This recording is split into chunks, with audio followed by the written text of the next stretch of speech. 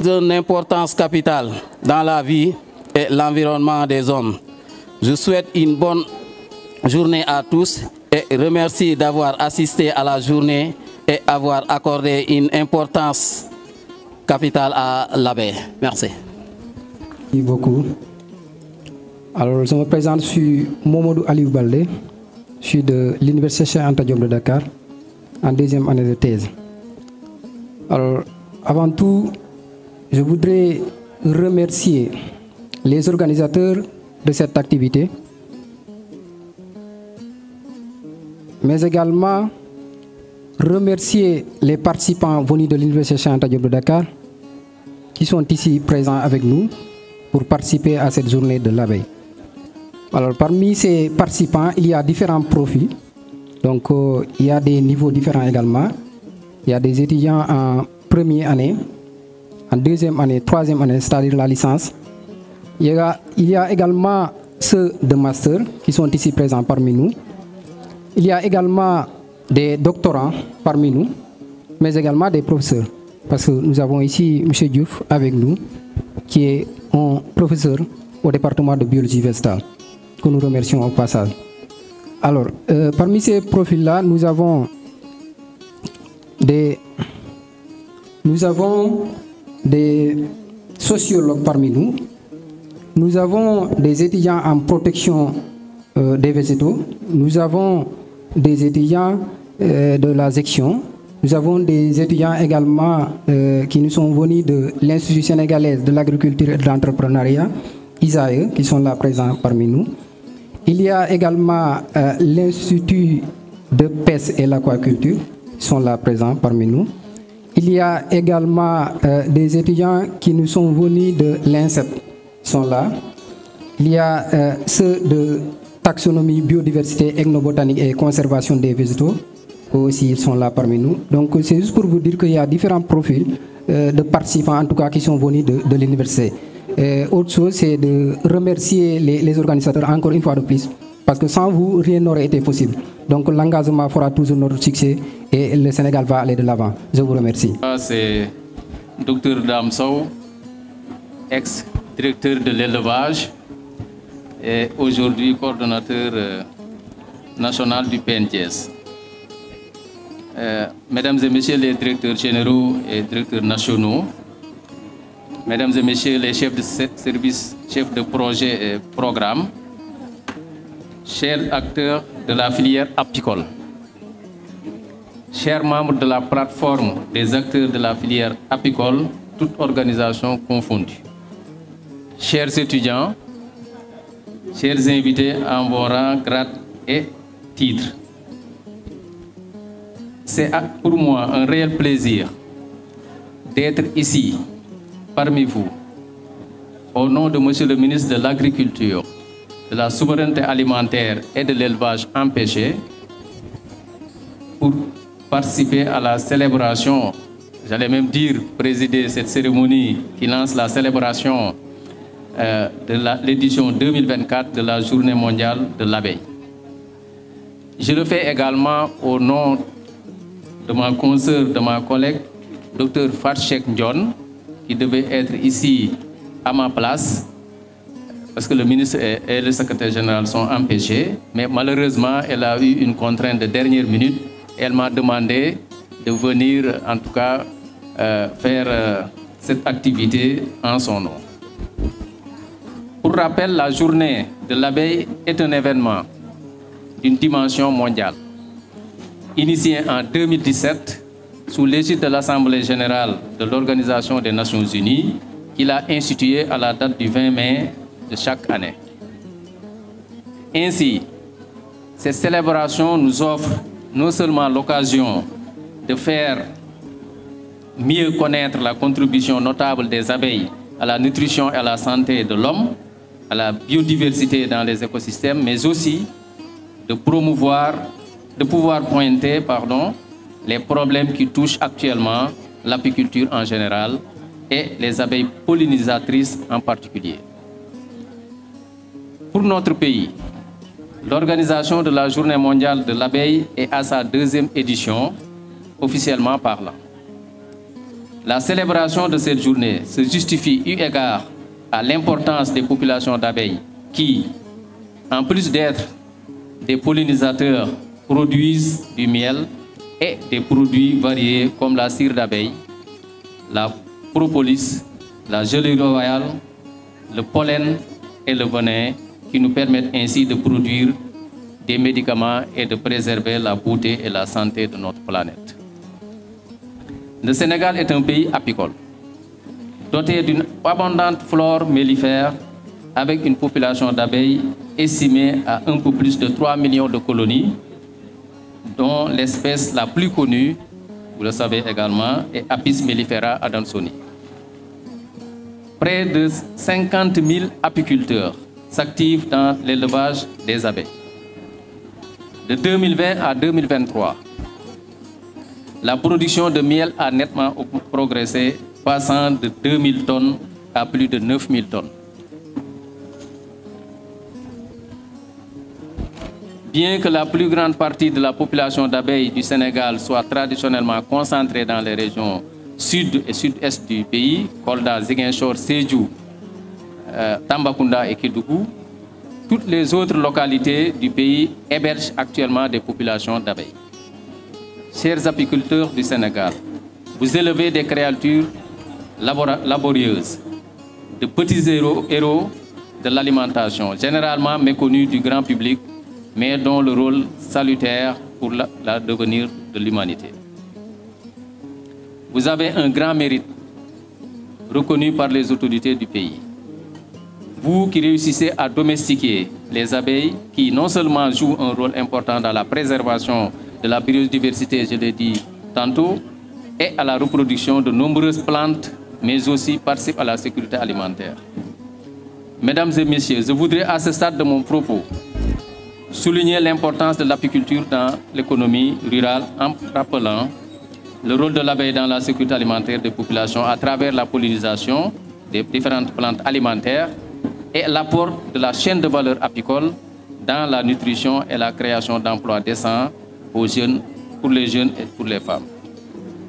Toutefois, les activités anthropiques comme l'expansion des exploitations agricoles, la déforestation, les coupes abusives, les feux de brousse et l'utilisation non contrôlée des produits chimiques qui, en entraînant la réduction des habitats, de l'habitat et le déclin des abeilles, donc provoquent en tout cas des dommages qui sont souvent des facteurs limitants à la production apicole.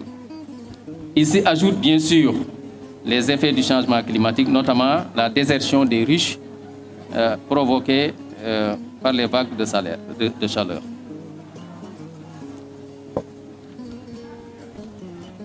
Pour pallier ce phénomène, pérenniser les activités apicoles et protéger les abeilles, les jeunes ont été mis à contribution dans le développement de l'apiculture de façon générale. C'est pourquoi le thème de cette année, Volons au secours des abeilles avec les jeunes, sans jeu de mots, ne saurait être mieux choisi. C'est dans ce cadre que le gouvernement du Sénégal a introduit l'enseignement de l'apiculture dans les universités et a aussi promu la formation des jeunes d'horizons divers dans les métiers apicoles. Je pense que la présence massive des jeunes ici à cette journée montre vraiment, en tout cas, sans commune mesure, en tout cas, le pas de géant qu'on a fait dans la formation des jeunes au métier apicole. D'ailleurs, c'est le lieu de rappeler que avant, en tout cas, on faisait de la formation, mais uniquement dans quelques écoles, dont l'école vétérinaire d'où je suis sorti, et d'où est sorti le docteur Diawara, coordonnateur du PADA et président du conseil d'administration, expert en apiculture. Donc c'est à l'école vétérinaire, en tout cas, et peut-être d'autres écoles, où il y avait un peu de formation sous forme de quelques cours. Et moi-même, je n'oublie jamais les abeilles parce que j'ai failli être piqué à l'époque. J'ai failli ne pas devenir docteur vétérinaire à cause de l'abeille. Je me rappelle bien, je parle sous le contrôle du docteur Diawara, j'avais un examen pour lequel j'avais tiré une question. C'était sur les insectes. Je suis tombé sur les charançons. Je pense que vous connaissez les charançons. Hein? Bon, il n'y avait qu'une phrase dans le cours, donc je ne me rappelais pas en tout cas des chapitres importants de charançon et j'avais beaucoup hésité. Et donc j'avais remis la question pour tirer une autre question. Et là... Donc c'est la raison pour laquelle le gouvernement du Sénégal a introduit donc l'enseignement de l'apiculture dans les universités et a aussi promu la formation donc des jeunes, comme je l'ai dit tout à l'heure. Toujours dans cet effort de renforcement des capacités des jeunes dans la production, dans la protection et l'élevage des abeilles. Des équipements ont été octroyés à ces derniers pour la création d'entreprises apicoles, source d'emplois et de revenus en milieu rural. Je puis vous assurer que le ministère de l'Agriculture, de la Souveraineté alimentaire et de l'élevage entend poursuivre la collaboration avec la plateforme des acteurs de la filière apicole du Sénégal, FAPAS, et cette dynamique d'appui au développement de la chaîne de valeur apicole à travers ces différents projets et programmes, en particulier le programme d'appui au développement de l'apiculture, le PADA, dont vous avez parlé tout à l'heure, qui est en cours d'exécution depuis longtemps d'ailleurs, mais aussi le programme national de développement intégré de l'élevage au Sénégal, le PNDS, dont je suis le coordonnateur depuis 2 mois, qui a en tout cas introduit un important volet apicole. Lors du lancement la semaine prochaine, Inch'Allah, on vous dira ce qu'on prévoit de mettre dans la chaîne de valeur apicole, mais sans commune mesure de ce qui se passait avant. Pratiquement, en tout cas, toutes vos préoccupations sont prises en charge dans ce programme avec des investissements importants dans tous les domaines, allant de la formation à l'équipement, à la réhabilitation, à la construction de centres des centres apicoles, de l'installation de mielleries, etc., etc. Et là, Mme Sané a beaucoup insisté, heureusement, on l'a pris en charge. Et ce projet est financé par la BAD et la BIT. Mais également, il y a le programme de résilience du système alimentaire en Afrique de l'Ouest, qu'on appelle FSRP, qui est financé par la Banque mondiale, et le FIDA, qui va également prendre en charge une bonne partie des activités apicoles, qui va également démarrer incessamment la procédure, en tout cas, de signature des accords et autres est en cours actuellement. Donc on attend en tout cas que ce projet soit mis en œuvre. Et vous verrez donc avec ces 2 projets que toutes vos préoccupations sont prises en charge. Soyez assurés que la formation, l'équipement et l'insertion des jeunes et des femmes dans le domaine de la production, de la commercialisation des produits apicoles et de la fabrication de matériel y afférents vont être donc renforcés. Chers participants, avant de clore mon propos, je voudrais au nom des autorités du Massaye, il faut s'habituer maintenant à Massaye, ce n'est plus MEPA, mais c'est Massaye, le nouveau sigle du ministère, féliciter et encourager encore une fois tous les professionnels et acteurs de la filière apicole, en particulier toutes les organisations regroupées autour de la plateforme dirigée par Mme Sadio Thioune, la brave dame de développement à qui je souhaite un prompt rétablissement.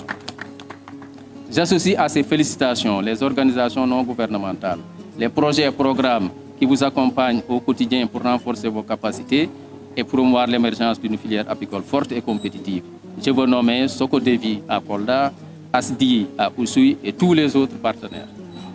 Je voudrais décerner une mention spéciale à la République du Japon qui, à travers la JICA, a permis la construction de 2 centres apicoles et renforcer les capacités des apiculteurs en matériel et en connaissances techniques sur l'apiculture moderne. Je félicite enfin la direction des industries animales, à la tête de laquelle se trouve Mme Sané, et le PADA pour l'engagement remarquable du personnel dans le développement de l'apiculture, filière ayant une intéressante perspective d'exportation, mais aussi pour le travail louable du comité d'organisation qui nous a valu le succès de cette édition, parce que, vu cette mobilisation, je considère que la journée a déjà succès, et les panélistes qui vont intervenir tout à l'heure au niveau de différents thèmes qui tournent autour de l'apiculture, ces panélistes qui sont des panélistes de haut niveau, hein, que je connais depuis longtemps, vont en tout cas, avec déjà cette mobilisation, vont en tout cas assurer le succès de cette journée. Et pour terminer donc, Vive l'apiculture, vive les apiculteurs du Sénégal et des Vénétis. Voilà, merci, chers camarades.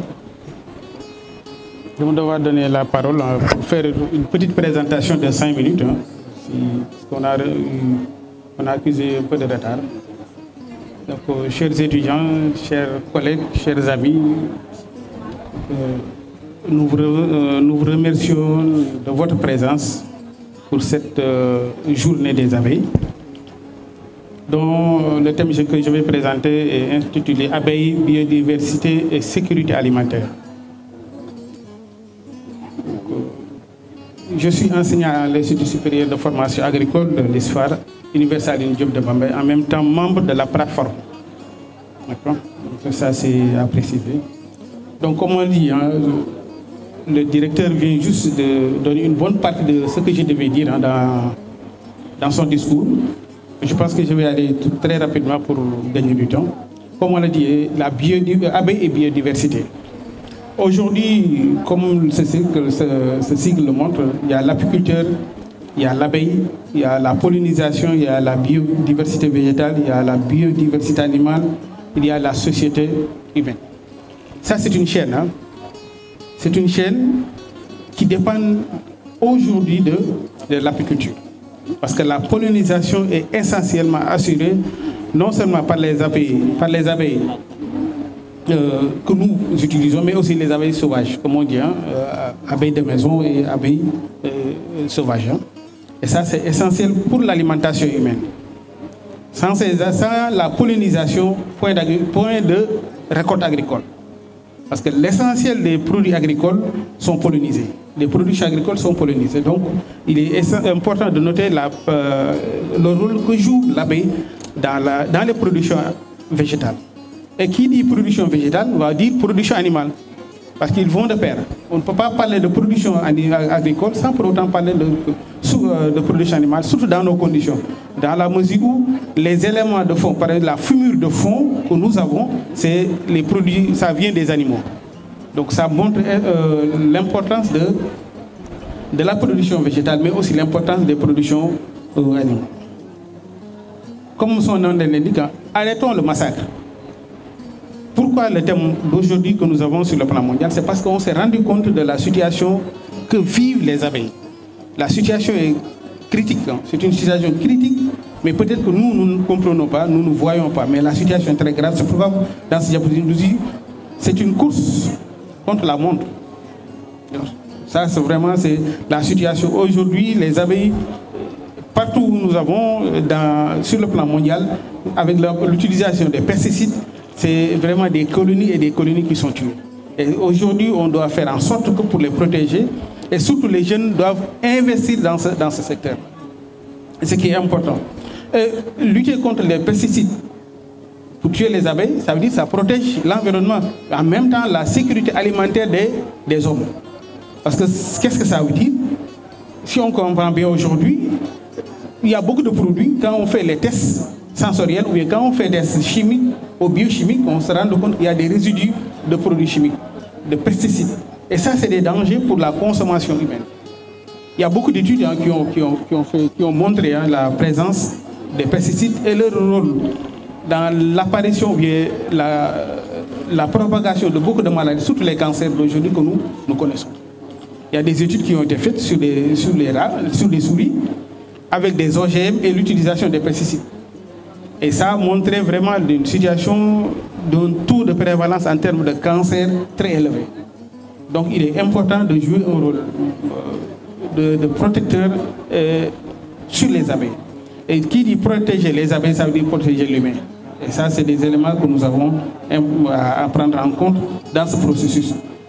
Et quand on parle toujours d'abeilles et de sécurité alimentaire, c'est un élément essentiel. Et pour voir l'importance de ça, il faut juste voir les avantages de la pollinisation et l'action de l'abeille dans ce que nous faisons comme élément de production. Et ça, c'est un schéma c'est une figure qui schématise l'essentiel de l'action de l'abeille sur les végétaux. Mais qui dit végétaux va dire animal aussi, parce que c'est les végétaux qui vont nourrir les animaux. Donc c'est essentiel de montrer, de savoir qu'aujourd'hui, il est crucial de protéger les abeilles, de jouer un rôle d'avant-garde et d'avant-gardiste contre l'utilisation des pesticides, l'utilisation des actions anthropiques de l'homme, avec la déforestation, les feux de brousse, et aussi les techniques d'apicole. On doit améliorer ces techniques-là pour essayer de sauvegarder et de protéger la vie des colonies. Sur ce, je vous remercie de votre aimable attention, Monsieur le Président, pour ne pas prendre beaucoup de temps. Je vous remercie. Je n'ai absolument rien à voir. Je ne peux aujourd'hui profiter de cette occasion pour donner mon expérience, car depuis 5 ans, j'ai été étant initié par le docteur Vautier et le docteur Diawara. Merci d'assistance. C'est en tant que nouvel initié que je me permets de parler aujourd'hui et présenter mon expérience. Je ne suis apiculteur que depuis 5 ans, initié justement par le docteur Vautier et le docteur Diawara. Le micro, on ne vous entend pas, docteur. Le micro, et donc, je tenais d'abord à remercier l'assistance si présente de l'opportunité de vous parler en tant que, non pas apiculteur avéré, mais en tant que apiculteur nouvellement initié par les docteurs Diawara et les docteurs Vautier. J'ai voulu profiter de cette occasion pour vous donner mon expérience propre. Effectivement, je ne vais pas marcher sur les pieds de mon prédécesseur, qui a bien parlé justement de ces abeilles et de la biodiversité. Pour bien se comprendre, il faudrait qu'on parle le même langage, c'est-à-dire qu'on s'occupe justement des différentes définitions. Ce que c'est le biotope, c'est le lieu de vie justement défini par des caractéristiques physiques et chimiques. La biocénose, c'est la flore où nous sommes, avec laquelle nous vivons, la faune et les fonges. Et l'ensemble, bien entendu, biotope et biocénose vont constituer l'écosystème. Ceci est très important parce que si on en parle, il faut, je pense, expliquer à la masse, à la population, ce dont il s'agit. Il s'agit d'un équilibre justement, d'un écosystème qu'il faut équilibrer. S'il y a un déséquilibre, il y a ce qu'on dit aujourd'hui, réchauffement climatique, il y a des problèmes et il y a des informations qui se passent aujourd'hui. C'est par exemple les pesticides. Il faudrait qu'on en parle. Il faudrait qu'on en parle parce que c'est ça qui est l'objet de beaucoup de choses. C'est ça qui tue les abeilles. Les abeilles qu'on connaît comme pollinisatrices. Donc, ils vont concourir à développer la nature. La nature a précédé l'homme. Et ce sont les abeilles qui sont avant l'homme qui ont participé au développement de la nature par laquelle l'homme s'est nourri. Donc il faut sauvegarder, il faut préserver la nature. Et ça, les Toubabs ont pris une avance considérable. Ils en parlent. Et quand ils en parlent, on les prend pour des fous. Quand ils parlent de réchauffement climatique, nous, Sénégalais, nous, Africains, nous n'avons pas les mêmes problèmes, nous n'avons pas les mêmes réalités. Donc on se pose des questions de savoir ce que parlent les Toubabs. Ils ont pris une avance. Il suffit aujourd'hui, en tant qu'Africains, de suivre leur exemple. Ils ont déjà tout découvert. Les abeilles, effectivement, c'est bien connu en Afrique, 3000 ans avant Jésus-Christ. 3000 ans avant que ne viennent les religions, révélées. 3000 ans, 3500 ans avant Jésus-Christ par les Égyptiens. Ils l'ont décrit, ils ont même parlé des guêpes. les abeilles constituent également un symbole religieux en Égypte. Il pensait que c'était la larme du soleil qui tombait sur la terre et qui fécondait la terre pour donner des abeilles et pour donner des rayons. Ce symbole est très évocateur. Les juifs en ont parlé, les chrétiens en ont parlé, les musulmans, la sourate 16 parle des abeilles, la sourate 27 parle des fourmis, la sourate 29 parle des araignées. Constitue également un symbole royal. Napoléon en a parlé, au Royaume-Uni on en parle. La reine tout récemment a célébré, à son décès, on a célébré sa mort en allant rendre visite à ses colonies. Les rois africains avaient des armées, déjà des armées d'abeilles. Un symbole militaire, l'écusson de l'armée sénégalaise c'est constitué d'une abeille qui symbolise la gestion, qui symbolise l'intendance. Il y a 4 jours, je suis parti voir mes ruches à Anne et j'ai constaté qu'il y a une nette diminution de mes abeilles. Nette diminution de mes abeilles. J'ai posé la question, pourquoi il n'y a plus eu autant d'abeilles par rapport, disons, à l'année dernière? C'est évident. J'ai des ruches, les abeilles sont en train de mourir au Sénégal, à Dakar notamment, où je vis. Mes abeilles sont en train de mourir. Je posais la question à des eaux et forêts. Ils m'ont dit, docteur, les Marocains qui ont ici une grande société ont épandu un produit qui a tué les poissons. C'est là que s'abreuvent justement nos abeilles et les abeilles sont mortes, sont décédées. Une première leçon évidente. Je n'ai pas besoin d'aller loin pour revendiquer, pour informer dès à présent les autres. Attention aux pesticides, attention aux engrais chimiques.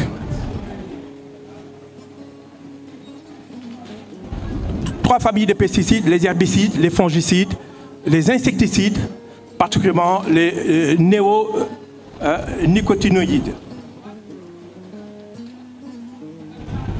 Il y a des conséquences immédiates. Les abeilles vont mourir par neurotoxicité, c'est au niveau de leur cerveau, vont perdre la mémoire, vont se désorienter et vont mourir parce qu'ils ne vont pas retrouver le ruche. Quelles sont les complications tardives? C'est la mort justement de ces abeilles, mais également la mort insidieuse de l'homme que nous sommes. Nous sommes concernés, on va mourir. D'ailleurs, on meurt, on va mourir. Je me réjouis et remercie de m'avoir associé à cette célébration de la journée mondiale de l'abeille. Il faut dire que, on l'a dit tout à l'heure, l'abeille c'est la vie. Mais aussi parler de reboisement aussi, c'est parler de la vie. Cela signifie quoi? Abeille et arbre entretiennent des relations commensales. Donc, l'abeille vit parce que l'arbre existe.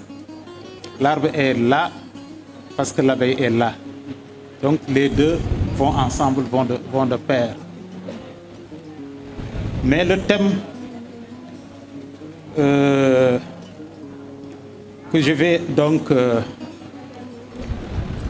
introduire, parce que là, c'est tout juste une introduction. Je sais que avec les débats enrichissants, donc on pourra vraiment donner un véritable contenu à la relation qu'il y a entre l'abeille et l'arbre.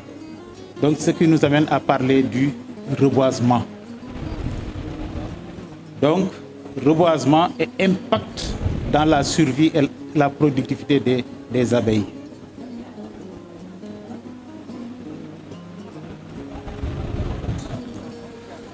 Pour cela, il y a le mot reboisement, on en parle, reboisement. Mais en fait, c'est quoi le reboisement? Peut-être que c'est le fait de planter des arbres seulement, mais ce n'est pas que c'est au-delà. Donc c'est pour ces raisons donc j'ai essayé donc d'apporter quelques définitions donc pour faire un tout petit peu donc les nuances qu'il y a entre reboisement, afforestation et reforestation. Donc je parle en connaissance de cause. Étant forestier, donc je sais donc ce que c'est réellement donc les nuances qu'il y a entre ces termes. Mais comme vous le voyez, j'ai pas besoin d'aller plus loin. Donc, mais à notre niveau, ce qui nous intéresse le plus, c'est soit le reboisement ou bien la reforestation. Si on parle de reforestation, c'est peut-être par rapport là, c'est à une échelle très grande, hein, c'est pour la production de miel multifleurs. Mais si on se restreint un tout petit peu au reboisement, ça nous permet peut-être d'avoir donc une par rapport donc aux différentes catégories de miel, hein, avoir des miels surtout au niveau des peuplements monospécifiques. Là, on peut parler soit de miel de mangue, miel de mangrove, miel d'eucalyptus. Donc c'est à ce niveau-là surtout que certains apiculteurs donc, font focus sur le reboisement pour donc, avoir ces différentes qualités de miel.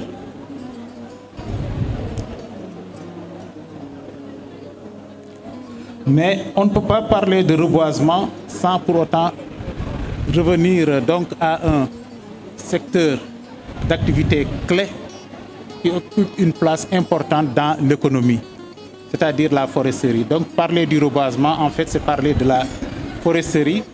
Et qui parle de la foresterie, donc parle de certaines problématiques majeures que sont donc les phénomènes de déforestation, de dégradation des sols et même dégradation des écosystèmes et érosion de la biodiversité. Quelles en sont les causes?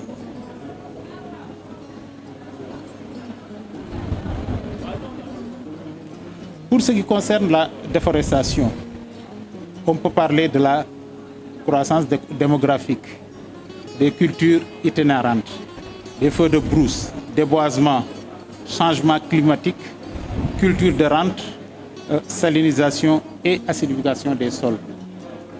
Ça, c'est par rapport à la déforestation. Pour la dégradation des sols, il y a toujours les phénomènes de salinisation qui reviennent, disparition du couvert végétal, sols dégradés mis en nu par les érosions. Si c'est par rapport à la dégradation des écosystèmes et érosion de la biodiversité, il y a toujours les phénomènes de changement climatique, vulnérabilité des ressources naturelles, faiblesse des aménagements naturels, c'est-à-dire rareté donc des surfaces aménagées, et la pollution. On en a parlé tout à l'heure, le rôle néfaste que joue la pollution donc, sur la vie des abeilles. Contribue énormément à la lutte contre les feux de brousse. Je prends un exemple. Un apiculteur ne laissera jamais donc, son rucher être ravagé par les feux. Donc lui-même, il contribue même à la préservation de l'environnement. Il y a donc reboisement et reforestation, je vais y revenir. Valorisation des produits des forestiers non ligneux. Ça aussi, on va y revenir, tout ça dans le cadre de la, du reboisement et aussi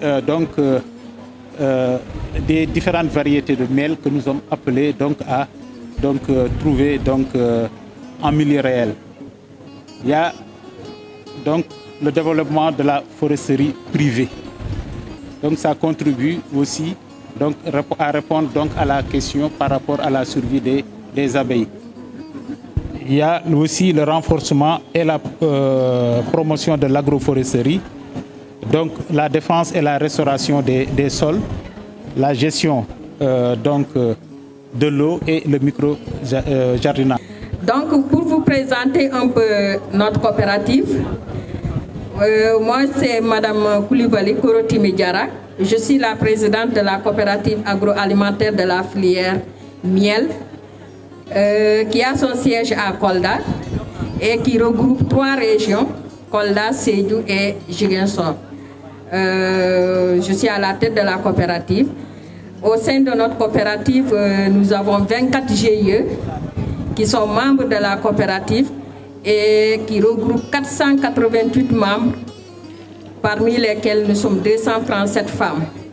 Et le CA est dirigé par des femmes. Les postes clés sont dirigés par des femmes. La présidente, c'est une femme. La trésorière, c'est une femme. Et le secrétaire général aussi, c'est une femme. Je pense que le jeune qui m'a précédé, vraiment, c'est avec intérêt que j'ai suivi ce témoignage. Je me voyais là-dedans. Je me voyais dans ces témoignages. Je voyais les membres de la coopérative au sein de ce témoignage. Pour vous dire aujourd'hui que nous, les membres de la coopérative, si on doit parler d'entrepreneuriat, je pense que notre expérience, je pense que toute une journée ne nous suffira pas. Parce que c'est parce qu'on a cheminé longtemps dans cette filière. Et notre coopérative, on l'a mise en place en 2013. Mais je sais que l'apiculture, on l'a démarré depuis 1990. Nous sommes dans l'apiculture. C'est après avoir mis en place des GIE, on s'active au sein de cette activité et on s'est dit pourquoi pas une coopérative maintenant. On a mis en place cette coopérative. Pourquoi? C'est pour subvenir à certaines commandes qu'on ne pouvait pas satisfaire individuellement. On participait à des foires pareilles et à chaque fois qu'on recevait quelqu'un, il vient, il nous dit « Mais madame, est-ce que vous pouvez me livrer des tonnes et des tonnes de miel ?» J'ai dit « Ah waouh, des tonnes de miel ?» Et finalement, on s'est dit « Pourquoi ne pas se regrouper en coopérative ?» Lorsque nous sommes retournés au Bécaye, au niveau de la Casamance, nous les apiculteurs, en ce moment, il y avait un programme qu'on appelait le PADEC, le programme d'appui à l'entrepreneuriat économique de la Casamance. Et ils nous ont organisés en coopérative. C'est pour mieux vraiment faire face à cette commande-là. Et aujourd'hui, je vous assure, on fait des milliers et des milliers de litres. On produit des milliers et des milliers de litres de miel. Et le 4 mai passé, on a tenu notre assemblée générale. Et l'année passée, parce que la nouvelle campagne vient de démarrer, nous étions à 8000 litres de miel. Et on a un projet, un objectif de 10 000 litres de miel. Donc pour vous dire que, comme l'a dit le jeune, cette activité nourrit son homme. Moi aujourd'hui, moi qui vous parle aujourd'hui, toutes mes réalisations, c'est grâce à l'apiculture. J'ai construit ma maison avec les recettes de l'apiculture. J'ai été à la Mecque avec les recettes de l'apiculture. Mes enfants sont en train de suivre des études au niveau des universités. C'est avec les recettes de l'apiculture. Donc, vous les jeunes, je vous incite, comme l'a dit votre frère jeune qui est passé, n'hésitez pas. Engagez-vous dans l'apiculture. Et surtout qu'on a derrière nous des gens comme M. Diawara, les gens du ministère de l'élevage, qui sont là, qui nous appuient, qui nous vraiment, qui viennent à notre secours à chaque fois qu'on fait appel à eux. Donc, l'apiculture nourrit son nom. Dans notre coopérative, pour booster vraiment l'entrepreneuriat, qu'est-ce qu'on a fait? D'abord, on a essayé de former tous les membres de la coopérative en technique apicole. Parce que c'est bien beau de produire, mais il faut avoir la qualité. Il faut vraiment insister sur la qualité. Si aujourd'hui votre activité est rentable et que vous pouvez produire des milliers et des milliers et faire des chiffres d'affaires de plus de 27 millions, c'est parce qu'il y a la qualité. Donc il faut d'abord la formation des membres de notre coopérative. Après cette formation, qu'est-ce qu'on a dit? il faut les équiper. On ne peut pas faire l'apiculture sans équipement. On a fait appel au ministère de l'élevage. On a aussi eu la chance, excusez-moi, d'avoir à notre côté un programme qu'on appelait Socodevi, que vraiment je salue au passage. Peut-être qu'il y avait la directrice qui devait être là, Frédéric, mais qui est empêché, et qui nous ont aussi soutenus. Donc, c'est pour vous dire que les équipements, la formation sont très, très importants au sein vraiment de cette apiculture, de cette filière. Et nous avons mis en place aussi un système de financement qui permet aux membres de la coopérative de pouvoir accéder à des fonds. Et pour vous rappeler un peu, au sein de la coopérative, les 24 GIE qui sont membres de la coopérative, il y a 18 qui ont des unités de traitement et de conditionnement. Ces unités de traitement et de conditionnement aussi répondent aux normes agroalimentaires, c'est-à-dire c'est le système de la marche en avant. Et aussi tous les équipements que nous avons au niveau de ces unités sont en inox. Parce que, vous savez, le miel, il est acide, donc avec le fer, ça ne colle pas. Les équipements en inox. Donc, ces unités de traitement et de conditionnement sont équipées. Donc, au niveau de chaque unité, les responsables des unités, à l'approche de la campagne apicole, on met un certain fonds, un montant à leur disposition. Et à la fin de la campagne, ces membres à qui on a remis cet argent nous remboursent sous forme de nature. Pas de l'argent, mais le miel. Parce qu'ils ont des riches, ils traitent et ensuite ils remboursent à la coopérative avec un taux qui varie entre 3 et 4%. Parce que l'argent déjà appartient à la coopérative, donc c'est juste pour prendre en charge le personnel, parce qu'on a des personnels qui travaillent avec nous en temps plein, qui ont des contrats. Donc c'est des chauffeurs, c'est des vendeuses, c'est des gérantes, donc qui sont là pour pouvoir appuyer un peu la coopérative dans ses services. Donc quand le membre prend cette somme, c'est pour vraiment acheter de la matière première. Après cette matière première, il traite, il met dans des formats de conditionnement, soit un lit. Ça dépend de la commande aussi de la coopérative. Et ensuite, la coopérative met ce produit dans le marché, qui distribue à ses membres, qui a des boutiques aussi. Nous avons une boutique ici à Sacré-Cœur 3, qu'on a ouvert récemment. Qu'on a inauguré avec notre partenaire, et on a une boutique aussi à Kolla.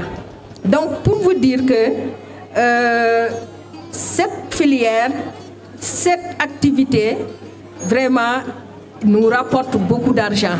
Aujourd'hui, je ne suis pas la seule femme qui a fait des réalisations avec ces recettes, mais il y a plein de femmes qui aujourd'hui ont pu voir le bout du tunnel, c'est grâce à cette apiculture. Je pense que, docteur, je vais m'arrêter là pour ne pas abuser trop du temps.